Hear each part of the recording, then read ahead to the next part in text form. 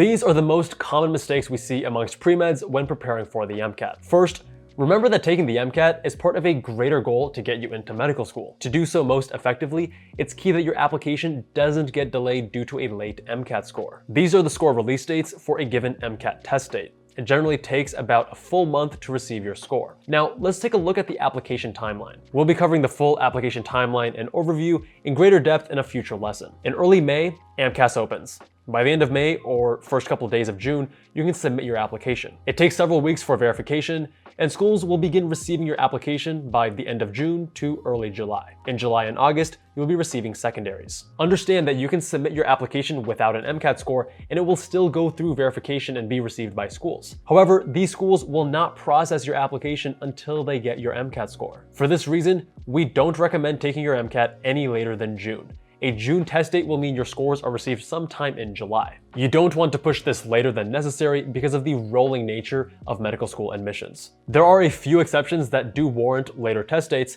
but that's dependent on the individual and is best addressed with one-on-one advising with one of our physician insiders. Now, best case scenario, you should strive to take the MCAT no later than April. This way, you'll receive your score in May, and knowing your score is important when determining which medical schools to apply to. If you're submitting your application before receiving your MCAT score, we recommend using your practice test scores as a proxy when finalizing your school list. And remember, you can always add more schools later once you receive your score. Second, using low-yield resources. There is an abundance of MCAT test prep resources, but they are not created equal. The single highest yield resource that you should absolutely use to its fullest potential would be the AAMC official materials. If you purchase a Med School Insiders tutoring package, we include these AAMC materials for free. You'll need additional questions, and we recommend UWorld as the best quality question bank. Between UWorld and AAMC, that should be enough questions. For additional CARS practice, take a look at the Princeton Review's Verbal Hyperlearning and Exam Crackers 101. In terms of content review,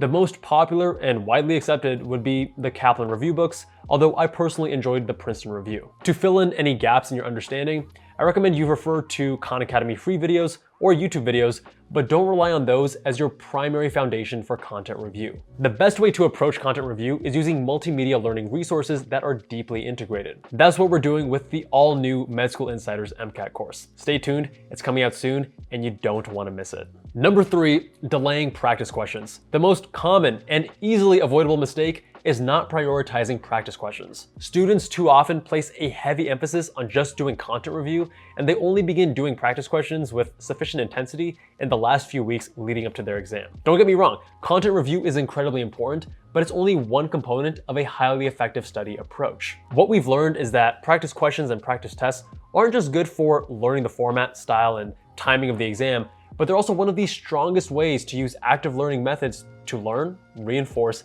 and address gaps in your understanding. Begin using practice questions and practice tests from the very beginning. When first starting out, you don't need to be as strict with the timing of your blocks, but it is imperative that you take the time to review every single question, even the ones you got right. As you progress through your study period, increase the frequency and intensity of practice questions, and strictly follow time restrictions. You don't want to get into the habit of spending more time on questions than you'll actually have on test day. And again, always review all of your questions, even the ones you got right. In terms of ordering your practice resources, save the AAMC materials for the very end, as they are the closest thing to the real test. Don't waste them early on. And you absolutely, without exception, should be getting through all of the AAMC practice materials before your test. Plan accordingly and keep this in mind as you create your schedule. You should also get through most, if not all, of the UWorld practice questions and tests too, if you're serious about getting a high score. And number 4, ineffective study strategies. Students often over-prioritize the quantity of time studying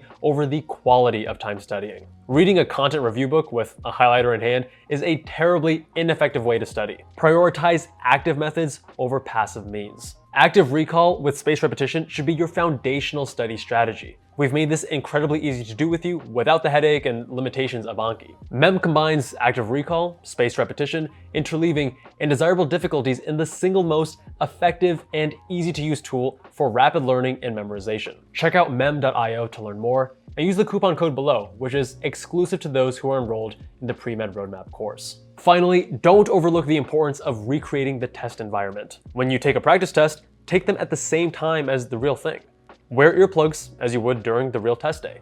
Treat the breaks strictly as you would on the real test day, and eat the same breakfast and snacks too. To summarize, avoid these 4 common mistakes. First, suboptimal MCAT scheduling. Second, using low-yield resources.